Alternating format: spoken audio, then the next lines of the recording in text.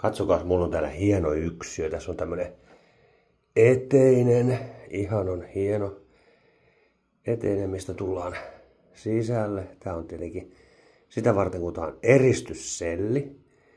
Tässä on oma tämmönen eteinen. Sitten jatketaan matkaa. Täällä tapahtuu kaikki automaattisesti. Tästä voi ottaa puhelun johtajalle. Tästä. Ja sitten tosta vähän heilattaa kättä noin, niin päästään itse apartamentokseen. Tää on hieno tällainen, mitä sitä voisi sanoa, tämmönen yksiö, josta ikkunasta aukeaa hienot maisemat kohti Malmin viehättäviä asuntoalueita.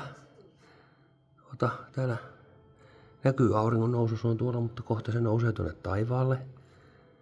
Näin. Täällä on valtavasti elektroniikkaa. Voi tutkia kaikki erilaisia nappeja ja erilaisia kaasuputkia ja happeja ja typpeä ja muita laitteita, mitä täällä on. Sänky on sähkökäyttöinen, sen saa ihan minkälaiseen asentoon vaan. Tommosen mä haluan kotiinkin. Kaikella tavalla mukava. Ja ruoka tuodaan suoraan sänkyyn.